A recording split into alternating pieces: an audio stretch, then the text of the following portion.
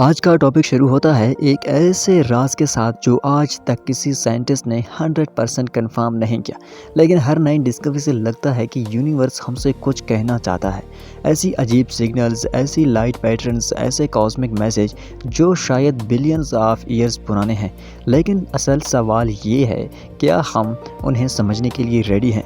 Space इतनी खामोश जगह लगती है जैसे एक एंडलेस अंधेरा जहाँ सिर्फ साइलेंस होती है, लेकिन असली बात यह है स्पेस कभी साइलेंट नहीं होती। हर सेकंड कुछ ना कुछ बोल रहा होता है। हर गैलेक्सी, हर स्टार, हर प्लेनेट अपनी एक कहानी सुना रहा होता है। हमें सिर्फ उस कहानी को डिकोड करना होता है। पहला राज स्टार्ट होता है फास्ट रेडियो बर्स्ट यानी FRB। मिली सेकेंड तक आने वाले ये सिग्नल्स इतने पावरफुल होते हैं कि अगर ह्यूमन टेक्नोलॉजी को इनकी इंटेंसिटी समझ आए तो हम एनर्जी का पूरा कंसेप्ट ही चेंज कर दें। एक FRB से निकलने वाली पावर पूरे सोलर सिस्टम को शेक कर सकती है। और अजीब बात यह है, कुछ FRB रिपीट होते हैं एक ही जगह से, एक ही पैटर्न के साथ, जैसे कोई कॉस्मिक हार्ट बीट। साइंटिस्ट को ये बात कंफ्यूज करती है कि नेचर इतनी एक्यूरेट पैटर्न कैसे बनाती है। क्या कोई न्यूट्रॉन स्टार रिस्पॉन्सिबल है या कोई एडवांस सिविलाइजेशन जो किसी अननोन टेक्नोलॉजी से एनर्जी रिलीज़ करती हो? अब इमेजिन करो एक सिग्नल जो बार बार अर्थ तक आ रहा है, बिल्कुल एक कोड की तरह, लेकिन हम उस कोड को समझ नहीं पा रहे। नासा और यूरोपियन स्पेस एजेंसी के कुछ साइंटिस्ट ने ओपनली एडमिट किया है कि हमारे इंस्ट्रूमेंट उन फ्रीक्वेंसीज को डिटेक्ट करते हैं जिनका एक्सप्लेनेशन साइंस के पास नहीं। लेकिन क्यों यूनिवर्स इतने साल बाद भी हमें सिग्नल्स भेज रहा है?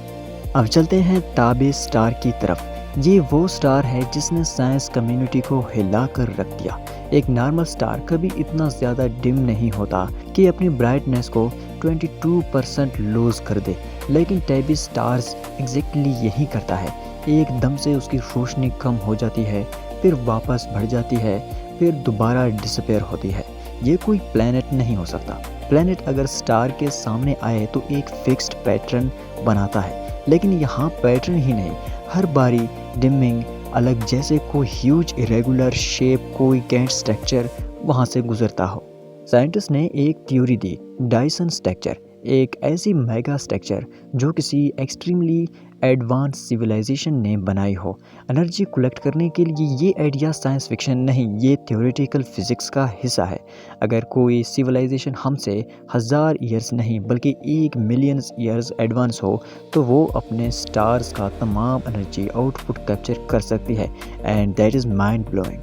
अब मैं वो पॉइंट बताता हूँ जो ज़्यादातर लोग मिस कर देते हैं। जब भी हम स्पेस से कोई वाइड सिग्नल पकड़ते हैं, हम उसे रैंडम समझकर इग्नोर कर देते हैं। लेकिन अगर वो रैंडम ना हो, अगर वो बिलियंस ऑफ ईयर्स पुराना SOS हो यानी मैसेज हो, या कोई इंटेलिजेंट पैटर्न जो अब डिग्रेड हो चुका हो, अगर आप यूनिवर्स को एक लिविंग सिस्टम की तरह समझो तो हर फ्रीक्वेंसी एक मैसेज लगती है, हर पल्स एक सिग्नल, हर फ्लिकर एक वार्निंग या रिमाइंडर। लेकिन हम ह्यूमन अभी भी प्राइमरी स्कूल के स्टूडेंट की तरह सिर्फ ABC सीख रहे हैं, जबकि यूनिवर्स पूरी डिक्शनरी सामने रखे बैठा है। अब बात करते हैं एक और मिस्टीरियस चीज़ की, एक प्लैनेट जिसका नाम साइंटिस्ट ने रोग प्लैनेट दिया। ये प्लैनेट किसी स्टार के ऑर्बिट में नहीं, ये अकेला बिल्कुल तन्हा स्पेस में ट्रैवल कर रहा है। ना लाइट, ना वार्मथ, ना ऑर्बिट, बस एंडलेस डार्कनेस। इमेजिन करो एक पूरा प्लैनेट जो बिलियंस ऑफ किलोमीटर दूर अकेला भटक रहा है।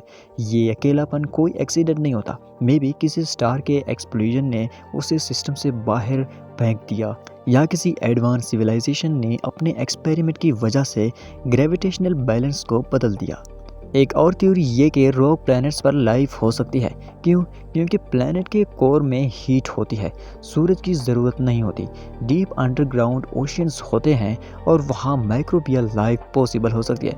मतलब ऐसी सिविलाइजेशन जो कभी सरफेस पर आई ही ना हो, सिर्फ अंदर डीप ओशियन में इवॉल्व होती रही हो, बिना किसी स्टार के। इस बात को समझना मुश्किल है कि लाइफ सिर्फ सनलाइट से नहीं बनती, लाइफ हीट से भी एग्जिस्ट कर सकती है, और यूनिवर्स में ऐसे मिलियंस रॉक प्लैनेट्स होंगे। वीडियो के एंड में सिर्फ इतना कहना है, हम जितना स्पेस को एक्सप्लोर करने लगते हैं उतनी ही यूनिवर्स की खामोशी हमसे ज़्यादा ज़ोर से बात करने लगती है। Cosmic signals, strange stars, lonely planets, ये सब एक पज़ल का पार्ट है और ऐसा लगता है कि यूनिवर्स हमें धीरे धीरे उस पज़ल का नेक्स्ट पीस दिखा रहा है। तो जी डियर व्यूअर्स, ये थी हमारी आज की वीडियो। अगर आपको वीडियो पसंद आए तो चैनल को सब्सक्राइब करना और मिलते हैं एक नए वीडियो में। तब तक के लिए खुदा हाफिज़।